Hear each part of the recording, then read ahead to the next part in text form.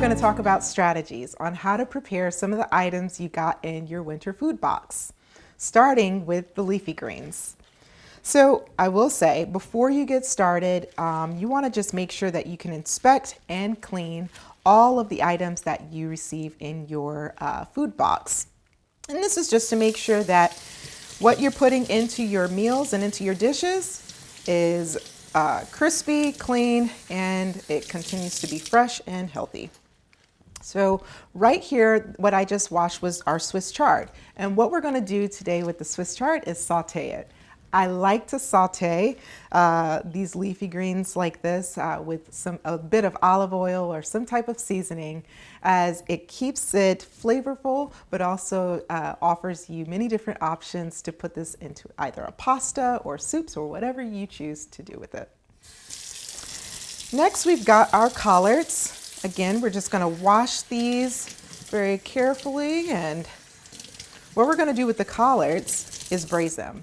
And braising them maintains the flavor of the collards, keeps them nice and perky, but at the same time breaks it down just enough for it to be tender as you eat it.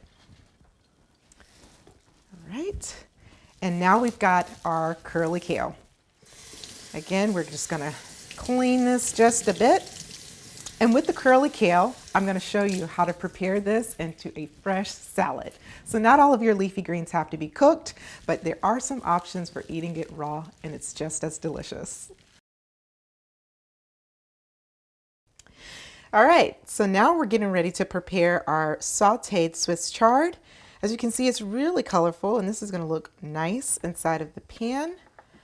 I also have a clove of garlic, as you remember from the food box.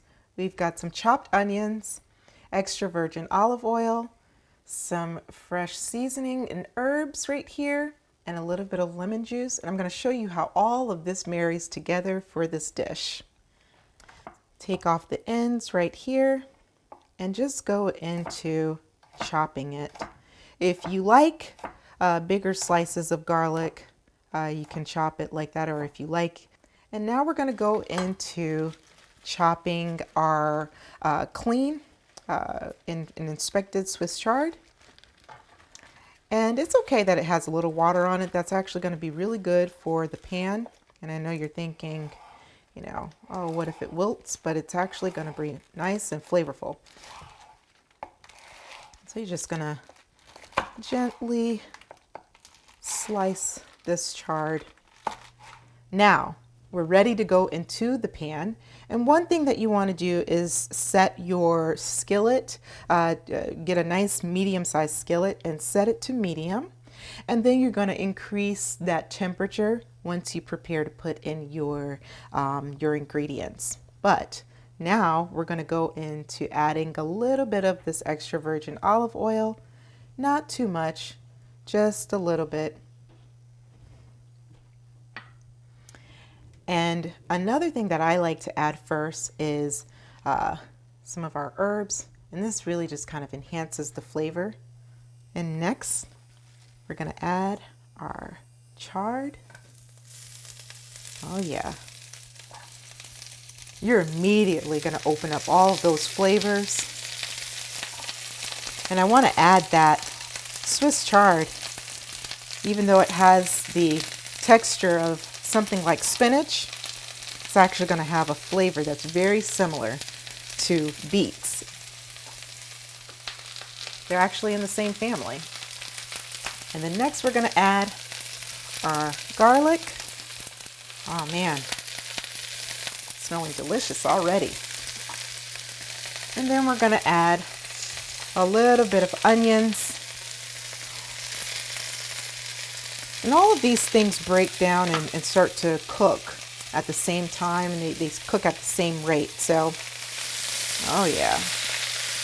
And so really the purpose of sauteing is you don't want to get it too soft, but you want it still nice and colorful, but everything nice and tender, so that you can still preserve that nutritious value that's within all of the produce. And now, we've got a little bit of lemon juice. And so I know you're probably thinking, oh, what are you going to do with some lemon juice into your sauteed dish, and what's the purpose? Well, lemon juice actually is a good replacement for salt. So if you want to minimize any type of salt intake in your dishes, lemon juice would be the perfect thing to add, and you don't need much.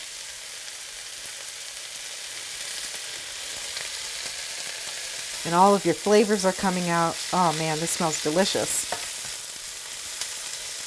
And just like that, you've got some sauteed Swiss chard with some other vegetables like onions and garlic, fresh herbs and olive oil. Very simple, nutritious, and you're good to go. And now we're going into the braised collards. And so what I like to do for this dish is simply prepare some nice, sturdy, leafy green collards. And so what we want to do here is cut this rib out. And all you have to do is just go simply like that. Take it out, compost it, of course. And we're going to do that with all of the other greens here and prepare that so that everything is nice and tender and delicious and edible. So before I chop these greens up, I also want to talk about some other ingredients that you see along here. Now, braised greens are not only delicious for some of those fibrous greens like collards, but you can also add some other ingredients that will actually enhance the flavor of your collards or other leafy green, and it's just really delicious. Remember, I told you onions were a staple, and I like to include it in everything. Well, here we are. We've got it right here. So we've got some chopped onions, a bit more lemon juice, extra virgin olive oil, some more non-salt seasoned and herbs, and we also have a low salt bouillon cube. And I've also got a secret. This did not come into your produce box, but I happen to have this in the pantry. This is simply a turnip root. And the reason why I like to add the turnip root is it gives you that extra texture of something to chew on alongside of your leafy greens. And so when you pick these in season, or if you purchase this from your local market, you'll find that it has the perfect amount of sweetness, but at the same time, a nice earthy texture that goes really well with any leafy green. So I've chopped that up and we'll be adding that into the skillet. So I know everyone has their own way of preparing to chop collards, but I'm just going to quickly show you one of my techniques, and that's simply to roll it up because these greens can be so wide at times. Oops. And what I like to do here is just cut it long ways. And the reason why I cut it long ways and then also cut it across is it allows the green to be basically sized in a more manageable bite size. And what we're going to do is actually add our water first because sometimes oil and water, when you mix them together, you get some crazy stuff that goes on. And so we don't want to create violence. We actually want to create goodness. So we're going to add a little bit of water here.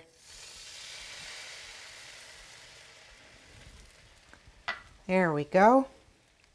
And after you add your water, that's when you want to add your bouillon cube. This low salt bouillon cube, add that into here.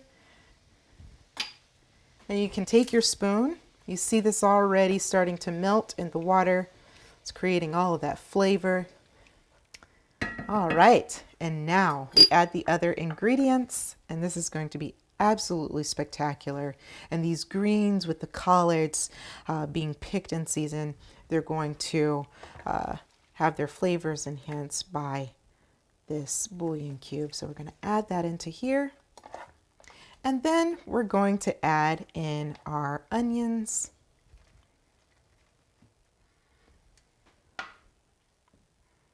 And now we can add in just a little bit of oil, however much you would like.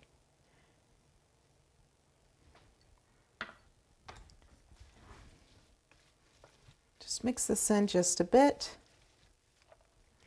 And though you see my herbs and seasonings right here, one thing I like to do is make sure that this is added last. And the reason why I like to add it last is because everything is going to take quite some time to cook, and you still want this to just kind of complement everything that you have cooking in the skillet. So you add this as the finishing touch.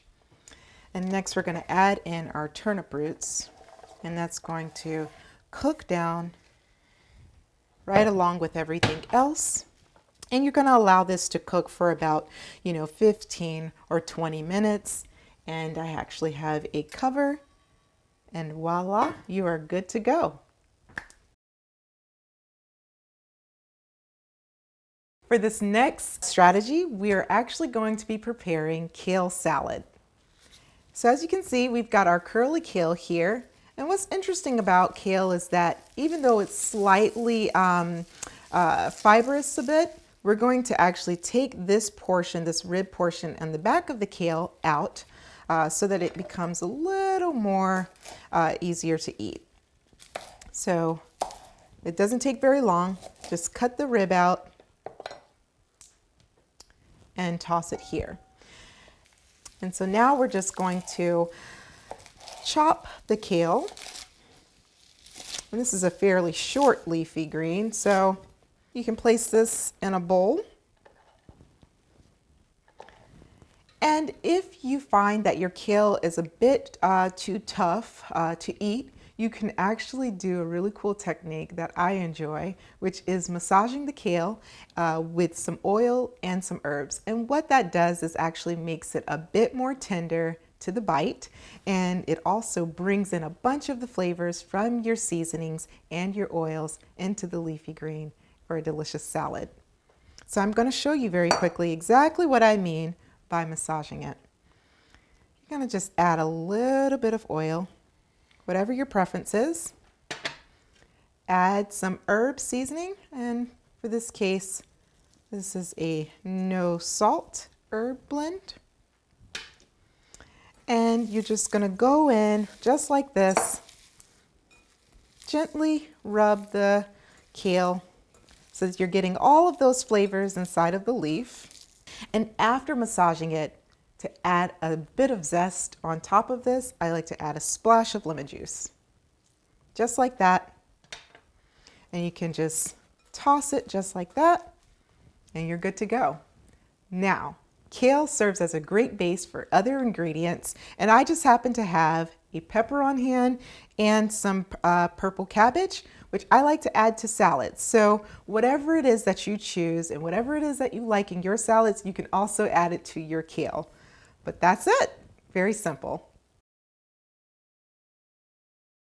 Okay, for the next strategy, I'm going to show you how to prepare your butternut squash that came in your winter food box. Now, one thing I will say about butternut squashes, they are very hard. And this is ideal for storage, but it is not ideal for cutting. So I'm going to show you a few steps on how to actually prepare this so that it can be cut and so that it can be cooked. The first thing that you want to do, I want to mention that this has actually been washed, and that's very important because you want to make sure that all of your produce is washed before you prepare it and consume it. So this has been washed, this has been inspected, and we are good to go. So I am going to actually cut the ends off of this squash. You want to take a nice sturdy knife and just slice right at the ends. And one thing that you want to do before you prepare this for putting in the microwave, you want to take this squash and pierce the surface of your squash just a bit. And what this does is allow heat and steam to really permeate the squash so that it can cook even faster. And so from here, I will be putting this into a casserole dish. And you can use a lid, or you don't have to use a lid, but you want to cover this and place this into a microwave and cook it for about 7 to 12 minutes, depending on the settings of your microwave. And what that will do is allow your squash to be tenderized and softened so that it's ideal for cutting and cooking. We are still with our butternut squash that came out of the microwave, and I do want to mention, If you don't have a microwave, using an oven will accomplish the same mission, but it might take a bit longer as you need to cook it at about 350 for 15 to 20 minutes. And so once your butternut squash has come out of the microwave or out of the oven, it should be tender enough for you to slice it and prepare it for the next step that I'm going to talk about soon. So I'm going to go ahead and cut this in the middle. Effortless. So we've sliced the butternut squash, and as you can see, there are seeds inside. So what we're going to do is actually scoop these out. And I don't know about you, but my typical meals do not require an entire butternut squash. So what you can do, since it's cut in half, is sit this over to the side and store it for another day. But I'm just going to take these seeds out just in case. And it doesn't take much to scoop them out. Set this over to the side and do the exact same thing for this one. Okay, so now we're done scooping out the seeds of the butternut squash, and we're going to prepare it for the next step, which is putting it back into the microwave so that we can soften it just a bit more so that we can scoop out the inside of the squash and separate it from this more tough, the tougher skin on the outside. And one thing I want to mention is that as you're preparing to put it into the microwave, you want to place it face down here. And I've got some water prepared on the side. I'm going to add just a little bit of water. And what that will do is create a nice steaming effect to further tenderize the squash so that it's easier to prepare. And once we're done doing that, add the lid to create the steaming effect and put it into the microwave and cook it for another 10 or so minutes on high.